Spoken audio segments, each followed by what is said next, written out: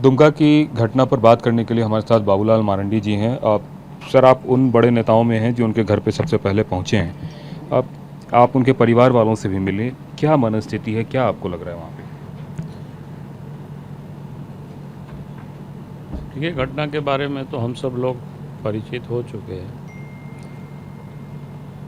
ये उनके परिवार से मिलने से क्या होता है कि थोड़ी सी ऑथेंटिसिटी मजबूत और होती है, क्योंकि हमने जितनी बातों की जानकारी हमें पहले से मिली थी, बल्कि उससे कहीं और तथ्य अच्छे ढंग से उसके परिवार से जाकर के प्राप्त किया। घटना तो इतना दुखद और बीभत्स है जिसकी वर्णन नहीं किया जा सकती शब्दों से। तो जिस प्रकार से जो उनके पिताजी, उनके दादाजी जो सब बता रहे थे कि वे 23 तारीख को ये प्रातःकाल घटना घटती है, शायद 4:30 बजे ऐसा कुछ। पेट्रोल छिड़क दिया जाता है बोतल से और फिर आग लगा दी जाती है बच्चे को, झुलस जाती है पूरी तरह से, हल्ला होता है। फिर बच्चे को हॉस्पिटल लेकर के लोग जाते हैं। दुमका की सदर हॉस्पिटल की स्थिति हम सबको पता है, और हम तो आप सब लोगों से भी कहेंगे कल भी जा कर के देख लेना और डॉक्टरों से भी बात कर लेना, बल्कि यहाँ के उपायुक्त से भी बात करना चाहिए, यहाँ के पुलिस अफसर से भी बात करनी चाहिए, एसपी से भी। उन्होंने क्या किया जब डॉक्टरों ने कहा कि भाई यहाँ इसकी इलाज ठीक से नहीं हो सकते, इसलिए इसको अन्यत्र ले जाओ, ऊपर ले जाओ, रांची ले जाओ। अब घर तो आपने देखा, वो लोग गरीब है बेचारा, रांची कैसे ले जाए। और बाद में भी लोग ले गया तो यहाँ के एमपी थे, वो आए, फिर लोगों की जो भी होती वह थोड़ा बहुत व्यवस्था या बाकी, तो फिर लोग यहाँ से ले गए। तो कहने का अर्थ है कि सुबह से जब डॉक्टरों ने कहा ऊपर ले जाना, आगे के ले जाना बेहतर इलाज, यहाँ संभव नहीं है। और वहाँ से तो सुबह से लेकर के रात 9 बजे तक दुमका सदर अस्पताल में ही पीड़िता बच्ची अंकिता पड़ी रहती है। तो ये 12 घंटा का समय, तो 12 घंटा से अधिक समय तो वहीं हुआ। और उसके बाद फिर बच्ची को 9:30-10 बजे रात वहाँ से ले जाता है, सुबह वहाँ 4:30 बजे पहुँचती है। तो अब पूरी अगर ये घटनाक्रम को देखेंगे तो इलाज से कितने घंटे वो अछूता रही, महरूम रही।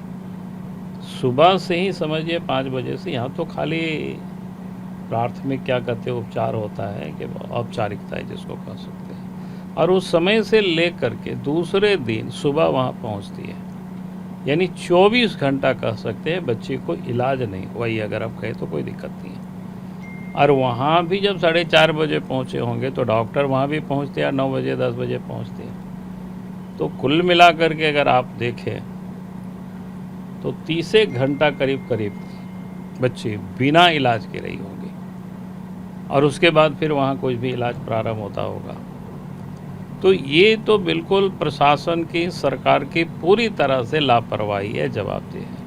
इसके अलावा अगर हम इन्वेस्टिगेटिव पॉइंट ऑफ व्यू से देखें, मैं पहले वही कह रहा हूँ ना कि अगर सरकार ठीक से उनकी इलाज कराती, प्रशासन कराती, कि भाई आपने देखा होगा कि जब निर्भया का कांड हुआ था तो निर्भया को सरकार के खर्च से, एयर एम्बुलेंस से, देश तो छोड़ दीजिए विदेश सिंगापुर तक ले गए। हालांकि वो बची नहीं, लेकिन भरसक उनको बचाने की प्रयास की गई। रांची में ही पिछले दिन 10 जून को दंगाइयों ने जब दंगा के सड़क पर निकल आए, हुड़दंग हुई, फिर पुलिस को गोली चलानी पड़ी, और पुलिस की गोली से नदीम अंसारी नाम करके कोई व्यक्ति को गोली लगी, और फिर उनको रिम्स में भर्ती किया गया। और 25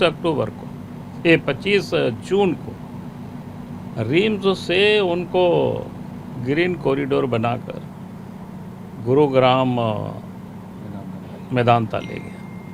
हम ही नहीं कह रहे हैं कि उनको नहीं ले जाना चाहिए, तो अंकिता को भी इलाज किया जा सकता था बेहतर। भाई आप यहाँ रांची में कई हेलीकॉप्टर पड़ा रहता है, मिलिट्री का भी पड़ा रहता है।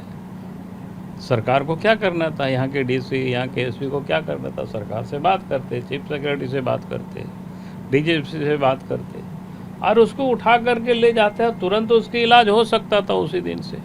तो हम समझते हैं कि शायद बच्ची बच जाती। एक और तो उनके इलाज में कोताही की गई, उस पर कोई परवाही नहीं की गई, और दूसरी तरफ अपराधियों को बचाने के लिए भी पूरी तरह से, जिसको कहते हैं ना कि एक प्रकार से कोशिशें हुई। जैसे बच्चे की उम्र 16 साल है, लेकिन एफआईआर में 19 साल लिख दिया गया। यानी चूँकि पुलिस को पता है कि अगर बच्चे बालिग लिखेंगे तो कैसे मदद उनको मिल सकता है, उसके लिए भरसक उन्होंने प्रयास किया। लड़की ने बयान में कहा कि क्या कहते हैं कि एक लड़का और थे छोटू खान, लेकिन नाम सिर्फ एक का है शाहरुख। इसका क्या मतलब होता है? इसका मतलब होता है कि पुलिस बचा रही है। और जिस ढंग से खास करके यहाँ जो पुलिस ऑफिसर है, डीएसपी कोई नूर मुस्तफ़ा करके, उनके बारे में सबों ने कहा पहले से ही प्रचार कि भाई किस प्रकार से वो अपराधियों को संरक्षण देते हैं, उनको बचाते हैं, उनके लिए वो काम करते हैं, और ये तो साफ दिखा। तो वैसे अफसर रहेंगे, यानी उन्होंने षड्यंत्र कर रहे थे उन लोगों को बचाने के लिए, वो भी एक पार्ट जिसको बोलते हैं, तो उनके ऊपर भी तो 120B के तहत एफआईआर होनी चाहिए। एफआईआर भी पहले हुआ था, 307 लगा था, अब तो उनकी मौत हो चुकी है, ये तो हत्या का होना चाहिए, 302 होना चाहिए, 302 के तहत मुकदमा दर्ज होना चाहिए, और 120B के तहत इनके डीएसपी के ऊपर भी, और इनको भी वहीं हवालत में भेजनी चाहिए जहां पर शाहरुख और छोटू खान है। एक सवाल और पूछना चाहूँगा आपसे, क्या आपको ये किसी भी एंगल से लव जिहाद का भी मामला दिखता है, जिस हिसाब से पूरी परिणति? ये सब तो जांच का विषय है, लेकिन ये इतने घृणित है। कोई लड़की अगर आपको नहीं चाह रहे और कोई लड़का इस प्रकार से पेट्रोल छिड़क दे, तेजाब छिड़क दे, तो क्या मतलब होता है? ये तो और क्राइम है ना। लव का तो इसमें कहीं एंगल नहीं है, क्योंकि लव होता तो फिर पेट्रोल उनको रात के अंधेरे में बोतल से फेंक करके उसको नहीं जलाते। लेकिन चूंकि लड़की इनके साथ नहीं रहे होंगे, इनकी सहमति इनके साथ विरोध करती होगी कि इनको नहीं चाहती है, तो साफ दिखता है। एक आखिरी सवाल, जिस हिसाब से मुआवजा दिया गया है, क्या आप इससे संतुष्ट हैं? देखिए, मुआवजा का कोई विषय नहीं है ना, 10 लाख तो कुछ भी नहीं है। और मैं ये कह रहा हूँ कि मुआवजा से अधिक ज़रूरत है कि उस बच्ची को न्याय मिले, तभी उनकी आत्मा को शांति मिलेगी। और उनको न्याय तब मिलेगा फर्स्ट ट्रैक कोर्ट गठित करके लोगों को सजा, उन अपराधियों को जो बचाने के लिए जो लोग प्रयास कर रहे हैं।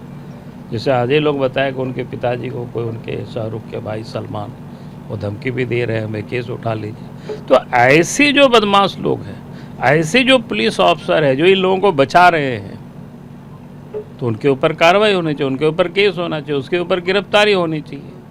असल काम तो ये है, जिस दिन ये काम होने लग जाएगा तो सरकार को पैसे देने की कोई ज़रूरत ही नहीं पड़ेगी, अपराधी डरेंगे। तो ज़्यादा ज़रूरी है कि पीड़िता को न्याय मिले, और उसी न्याय की गुहार बाबूलाल मारंडी और सब जगह लगा रहे हैं। कैमरामैन गजेंद्र के साथ कुमार कुंदन, TV9 भारतवर्ष, दुमका, झारखंड।